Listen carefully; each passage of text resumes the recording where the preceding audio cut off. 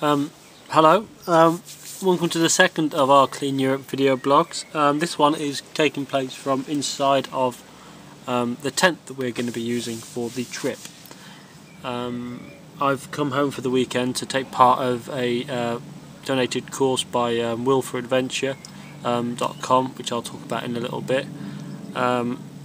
First of all, I've got to apologise if I'm being a bit unclear or if I look a bit bedraggled. I caught another illness off of a long-haired Frenchman, like from work. So I caught I caught an illness off of him. I should explain, we're inside of a tent at the moment, which means that me and Faith are going to be sleeping in this tent tonight. We had two options. There was my tent and my dad's tent. Originally we thought we'd sleep in my dad's tent, but we were literally my arm was literally on top of her when we were sleeping, and after a long day cycling it's not really what you want. My dad's tent is a two-man tent as well, but it's a lot bigger. It means there's a lot more weight to carry, and it's a lot bigger on the back of the bikes, but on the offside it means that we'll get a more comfortable night's sleep, and I think that's something me and Faith both feel that we can put up with for that benefit. So about the course, we've been given a donated course by willforadventure.com. We met them, I met him, Will Legan, at the Adventure Travel show. I think it was Adventure Travel Live in London months and months ago now.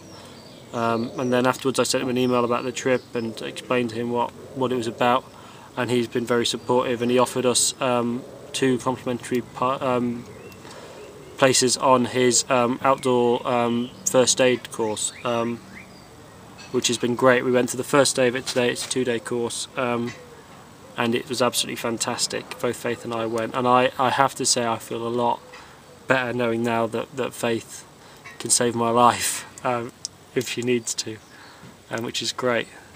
I have to say, actually, I mean, I don't want to gush over it too much, but it was brilliant. I mean, even just being able to spend the time with those sorts of people, I mean, you're surrounding yourself with outdoorsy types and educators who need the course, and you know, people, lots of different ranges of people as well who are on the course as well. And even for that alone, it was worthwhile having those chats. But the great thing about a course like that is it helps. It means that we can save each other's life. We can save the life of a passerby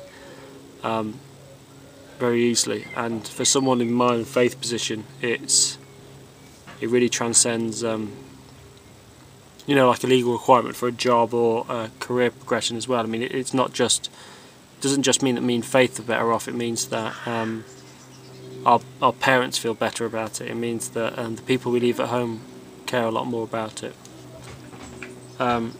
which is priceless, really, when you consider it. I'm trying to make them feel better. So me and Faith are going to be spending the night in this this tent. We're going to try and do it like we would on the trip. We came home from the trip, from the course, about 6 o'clock. We went in, we got the tent, and we were spending the rest of the night outside. Now, I mean, admittedly, we are in our own back garden, but you know, it is what it is. And I'm drinking beer as well, which I wouldn't be able to do on the trip. So it's not exactly like on the trip, and we've not spent the whole day cycling. So, yeah, it's the first sort of try. So things have been going reasonably well. We're spending a lot more time now on trying to plan the route of the trip, trying to get that sorted. We've only got 6 weeks now before we leave. We're still desperately trying to find a bike for Faith. She's not long been back from Norway now, so it's not long that we've been able to sort that out for her. But if anyone's watching who's got a bike that's falling apart or anything like that, any bits or pieces that they might be able to offer us, we'd really appreciate it. I know we've got a few people out there looking already, and to those people, thank you. But the more the merrier. I mean, as soon as we get a bike, we can ask them to stop looking. One thing that I've been thinking about recently as well is it's the complications when we consider things like our diet, our food, what we're going to be eating.